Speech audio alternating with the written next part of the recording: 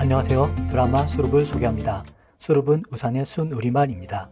드라마에서는 자녀의 우산이 되어주는 모종을 나타냅니다. TVN에서 토요일, 일요일 오후 9시 10분에 방영하고 있습니다.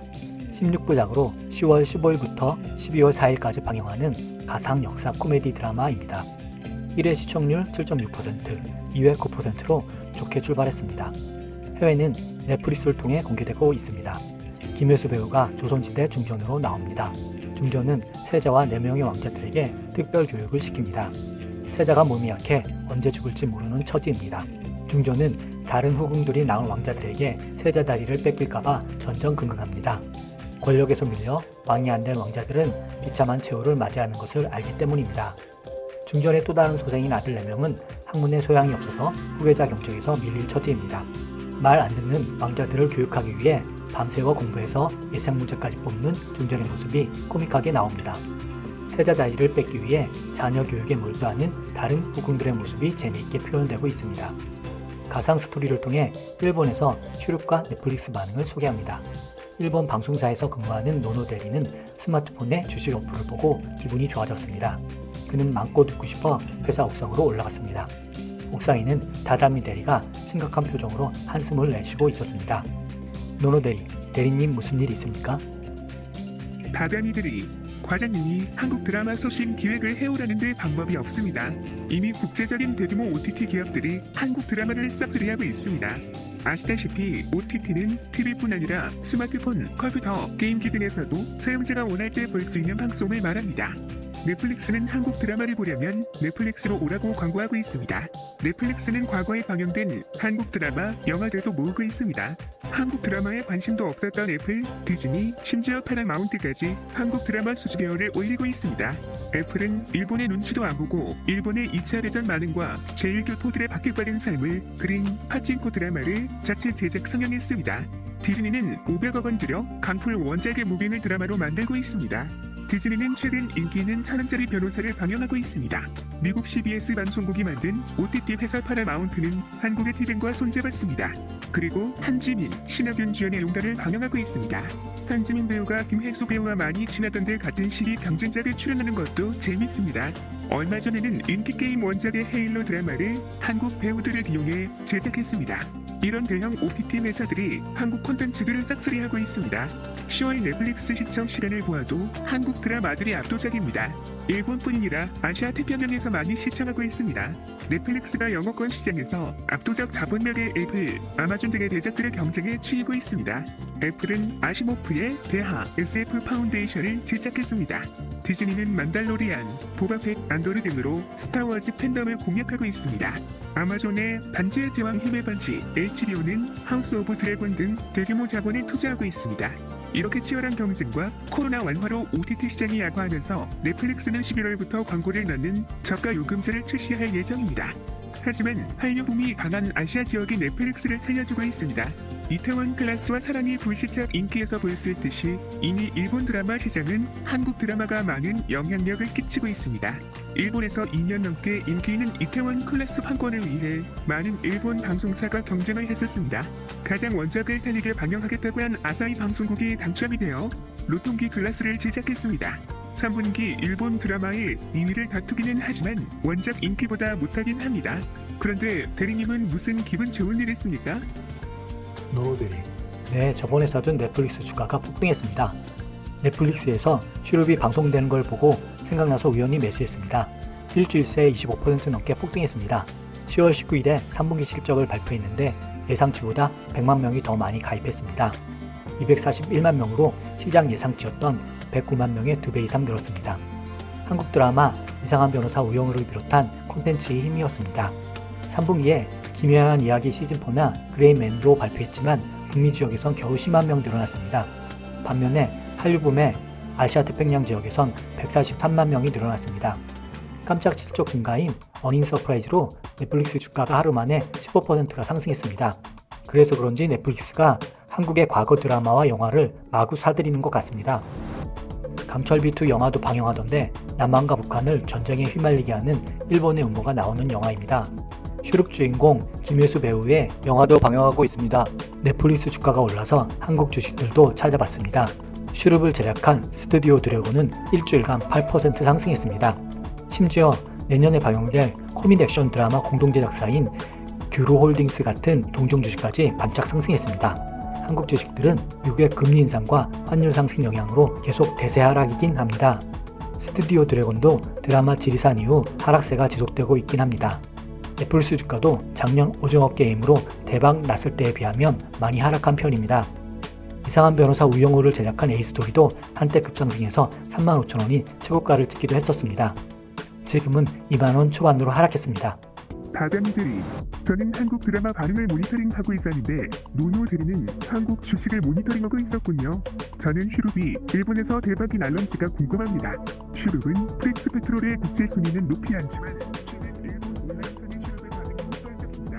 최현철이 변호사는 시장 점유율 6%의 디즈니를 통해 방영하기 때문에 슈룹보다는 반응이 약합니다. 물론 디즈니가 1년 만에 3.9%에서 6%로 점유율을 상승시킨 건 대단합니다. 넷플릭스가 점유율 23%로 3년 연속 1위라서 보는 사람이 많은 것 같습니다. 아마존 같은 경우 쇼핑몰 프라임 후원들이 자동 구독되는 데는 불구하고 30% 가깝던 점유율에서 13%로 하락 중입니다. 이번 슈룹도 처음 반응은 김혜수 배우에 대한 관심이었습니다. 20년 전에 김혜수가 배우가 드라마 전입에만 출연한 것을 기억하는 일본 팬들이 있었습니다. 아역 배우에서 시작한 연기력 높은 배우를 보는 것도 한국 드라마의 큰 즐거움입니다. 이상한 변호사 우영우의 박은빈 배우도 아역 출신으로 연기를 뛰어냈습니다. 이번에 김혜수 배우 연기 반응을 보면 눈썹 움직임까지 완벽한 연기를 한다는 팬들이 평가하고 있습니다. 왕자 이름이 많아서 기억하기 힘들다거나 어린 왕자 호동의 먹방이 귀엽다 하거나 이런 상큼한 반응이 있습니다. 처음에는 김혜수 배우에 대한 호감 때문에 슈룹에 대한 관심이 생겼다면 점차 드라마 자체로 관심이 집중되고 있습니다. 한국의 왕비가 엄마로서 자녀들을 보호한다는 모성과 일어나는 사건들이 찜있습니다. 처음엔 배우에 관심이 있다가 그것이 작품 전반으로 관심이 확대되는 분위기입니다. 신인작가의 데뷔 드라마인데도 불구하고 내용이 재밌습니다. 요즘 한국의 드라마들은 인기 웹툰과 웹소설에서 드라마로 만들어지는 경우가 많습니다. 한국 웹툰 회사 카카오 피코마가 일본에서 압도적 1위입니다. 2021년 피코마에서 1조 2천억 원 넘는 매출이 일어났습니다. 네이버 웹툰도 미국, 유럽, 동남아에서 디지털 만화의 1위를 차지하고 있습니다. 한 달 이용자가 1억 8천만 명이나 됩니다. 웹툰과 웹소설의 내용들로 다양한 드라마가 풍성하게 만들어지고 있습니다. 슈룹 작가는 웹툰 작가 출신은 아니지만 CJ ENM의 작가 주인기관에서 교육을 받았다고 합니다. 한류의 수익을 얻은 기업들이 다시 한류에 투자하는 선순환이 이루어진 것입니다. 예전에 일본 만화들이 인기일 때는 일본 드라마들도 만화에서 소재를 많이 빌려왔습니다. 꼴찌 동경대 가다라는 인기 만화를 드래곤 사쿠라라는 일본 드라마 만들고 그게 또 한국의 공부의 신 이런 드라마로 제작되기도 했었습니다. 김혜수 배우도 일드 파견의 품격을 리메이크한 한드 직장의 신에 출연했었습니다.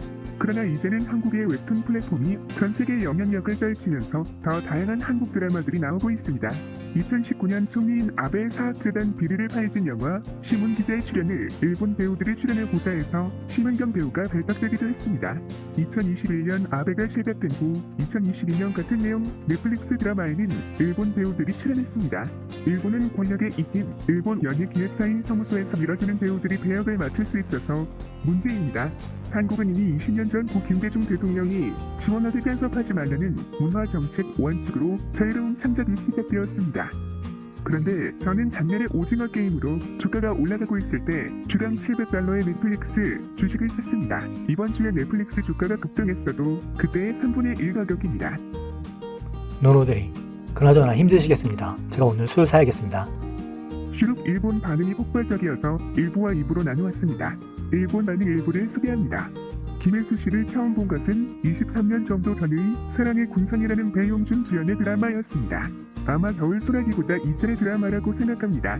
이 드라마는 한국에서도 몰입하는 사람이 많았던 것 같고 꽤 재미있었습니다. OST도 최고로 좋았었습니다. 김혜수는 주인공의 연인역이었습니다. 1999년 한국어 원제목은 우리가 정말 사랑했을까? 입니다. 김혜수 씨는 한국판 파견의 품격에 나왔네요. 그녀는 코미디에서도 재미있어서 좋습니다. 한국판 리메이크 직장의 신입니다. 드라마 시그널에서 김혜수 씨 정말 좋았습니다. 김혜수 씨 좋아합니다. 우선은 자신의 희생에 5명의 왕자를 지키는 왕비의 모습 그 자체라고 생각했습니다.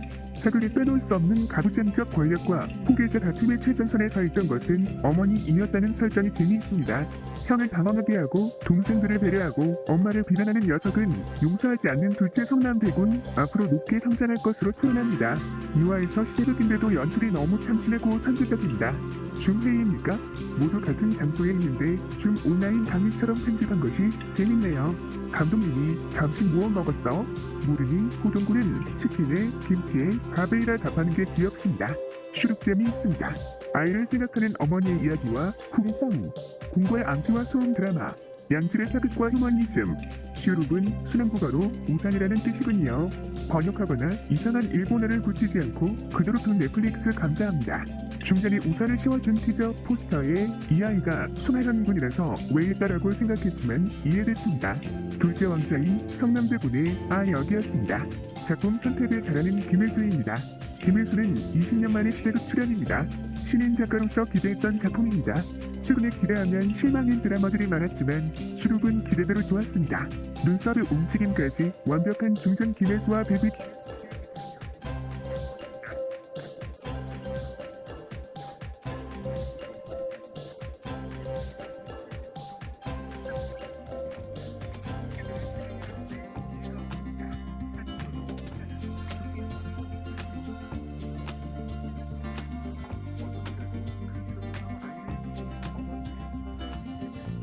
옛날에 문학도였을 무렵 고전 문학 교수가 말했습니다. 사랑받는 고전에는 시대를 넘은 모탈성이 들어있습니다. 라고 했습니다. 왕자와 후궁이 너무 많아 기억할 수 없습니다. 국일 싸움이라고 하면 참신하지 않게 느껴지지만 인물 묘사에 지금까지 보지 못한 인간미가 있고 거기에 드라마의 새로움과 맛이 있다고 생각합니다. 아름답고 반짝이 보이는 왕궁이 있지만 마치 우리의 물놀이 같은 중전이 빠르게 담긴 이 포스터에도 드라마가 의도하는 것이 표현되어 있습니다. 실제 무한대군 역의 윤석열 군이 인스타에 올린 호동군 사진입니다. 귀여움이 폭발할 것 같은 이 사이즈감은 뭔가요? 사랑합니다. 지금까지 수많은 사극을 보았지만 잠재는 왕자의 이불을 걷어차고 자력 질투하는 왕비는 처음 봅니다. 왕비는 내 어머니와 가자고 공감되고 에피소드 후반에는 강력하게 심각한 관계가 펼쳐집니다. 시청자가 왕비의 안군으로 데뷔를 적권으로 느끼게 해주는 각본이 대단합니다. 토요일과 일요일의 새로운 즐거움입니다. 세자가 대동이 되어 내 곁에 있어달라의 한마디가 둘째 성남대군의 등을 밀어 이야기가 또 하나 시작된 느낌입니다. 굉장합니다. 옆에 있으면 안도감을 주는 상공입니다.